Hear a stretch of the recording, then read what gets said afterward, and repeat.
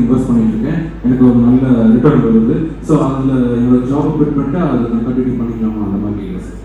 அதாவது பார்த்தீங்கன்னா நீங்கள் ஜாபை விட்டுட்டு இதுதான் ஒரு வியாபாரமாக எடுத்துட்டு வர முடியாதுங்க. அது நல்லா புரிஞ்சுக்கினாங்க. நீங்க என்ன ஜாப்ல இருக்கிறீங்களோ, என்ன பிசினஸ்ல இருக்கீங்களோ, அதுல இருந்து சேவிங்ஸ் எடுத்துக்கிட்டு உங்க வெல்த்தை கிரியேட் பண்ணதுக்கு அப்புறமா நீங்க கம்ஃபர்டபுளா இருக்கீங்க.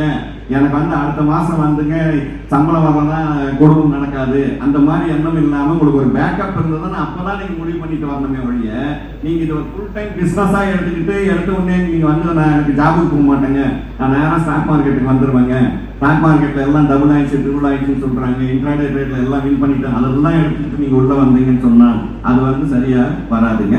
பட் நீங்க சேர்த்து வச்சதுக்கு அப்புறம் நீங்க உங்களை கம்ஃபர்டபுள் பண்ணதுக்கு அப்புறமா உங்களுக்கு நல்ல பேக்கப் இருக்கு. எனக்கு ஆஸ் யூஷுவல் லைஃப்ல நான் என்னெல்லாம் அனுபவிச்சுட்டு இருக்கேன்,